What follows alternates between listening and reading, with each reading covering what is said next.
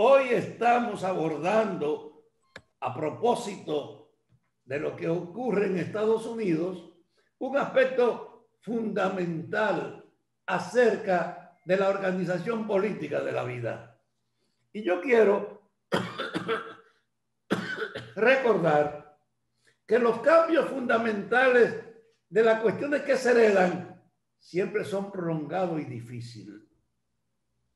Imagínense que todos ustedes saben el Estado, c'est moi, el Estado soy yo, dicho por Luis XIV hace siglos, donde la idea de que el rey creía que él era el poder absoluto, favorecido y bendecido por las iglesias y por los grandes capitales, que dependían, que apoyándolo a él era un instrumento a su servicio.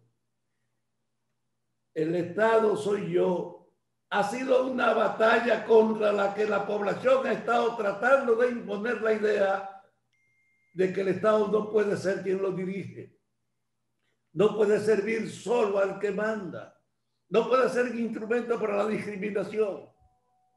Pero las ideas que han estado establecidas tienen tanto arraigo que ustedes tienen que saber que ese Estado estaba basado en la esclavitud, en la servidumbre de amplios sectores y en la complicidad con los ricos, nobles y religiosos.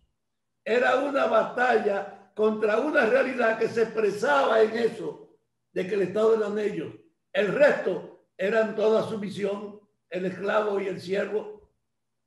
Ustedes se imaginan la batalla para que se reconozca siquiera formalmente que era una vergüenza la cuestión de la esclavitud, y ustedes saben lo que ha costado erradicarla formalmente de la vida y abrir entonces bajo el concepto de ciudadanía un espacio donde nos han hecho creer que es verdad que todos somos iguales y que esa diferencia ha estado presente a todos los niveles entre el poder y el sumiso que tiene que servirle, o el poderoso que pone a su servicio la autoridad.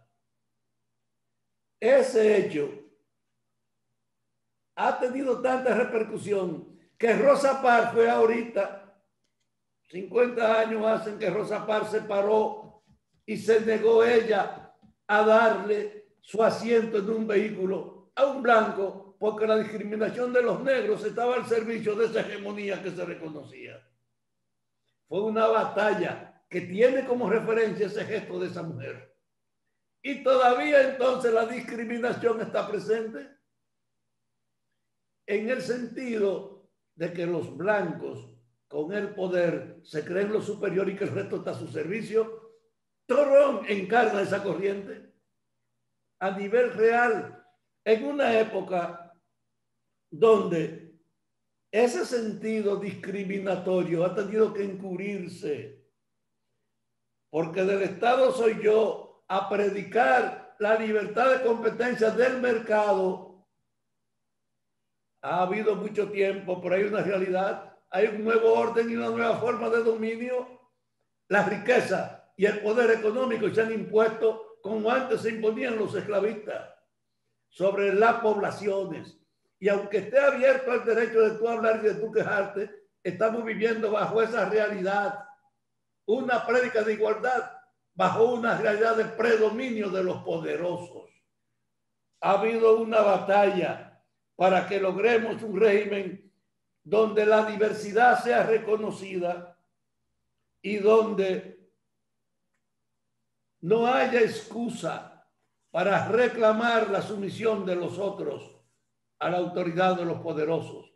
Y en ese poder Estados Unidos ha sido el jefe del mundo, el que logró la concentración del poder por una condición exclusiva. En las dos guerras Estados Unidos no la padeció y usó el resto de ella para construir su fortaleza económica y construirse además en el acreedor de los bienes de las ciudades y naciones reconstruidas, y además en concentrar entonces la autoridad para ellos decidir qué hacer. Y aún promoviendo las Naciones Unidas, siguieron actuando al margen de ella con el poder militar bajo el pretexto de que estaban enfrentándose a un enemigo, que era la batalla ideológica cuando habían dos mundos. Y Estados Unidos se consolidó durante estos 100 años como el predominante Luis XIV de esta época moderna. Pero ha ido creciendo junto con ello la tecnología, la ciencia y el conocimiento, y tenemos entonces una población cada vez más consciente de su exclusión y del reclamo de un tratamiento realmente igualitario. Ese proceso que estamos ahora viendo es lo que para mí está expresándose en Estados Unidos. La crisis de esa batalla entre los marxistas y el capitalismo liberal hizo que los marxistas plantearan el dominio de la economía en el Estado y los otros plantearon el aprovechamiento del Estado para ponerlo al servicio del mercado. Esos dos modelos de confrontación, los dos están liquidándose. Necesitan una remodelación. Tú no puedes exhibir la idea de que en nombre de lograr un tratamiento igualitario hay una concentración absoluta del poder económico en manos del poder y una igualdad para todo el mundo como dependiente de él. El marxismo tiene que ajustarse al problema del reconocimiento activo de la igualdad con el reconocimiento a la participación política, aunque defienda la concentración del poder político sobre el mercado, no para ponerlo a su servicio. Pero el capitalismo en bancarrota, que ha sido lo que es hasta ahora el predominio, el jefe del mundo, ha llegado a un momento donde no puede seguir actuando impunemente como Estados Unidos. 50 intervenciones militares en guerras y invasiones, al margen de cualquier derecho, solo decidido por la preponderancia función que ellos desempeñan en el mundo económico y militar. Ahora estamos hablando, gracias a la tecnología y gracias a un agente subversivo que ha estado ganando espacio en el mundo, que es la transparencia, a que ya no puede haber razones ocultas o inexplicables, y estamos comenzando ese proceso.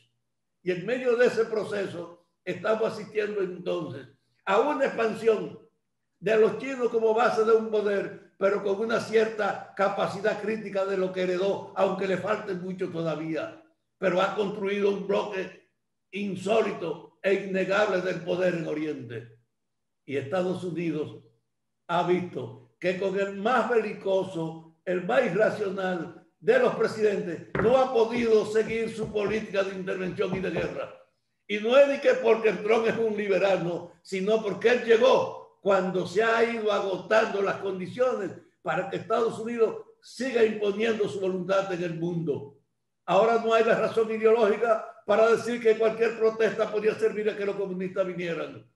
Y por eso, en estos 4 años, es el primer periodo de toda la historia política de Estados Unidos que no ha habido una injerencia militar trascendente, porque no ha dejado de serlo en Siria y en otros países.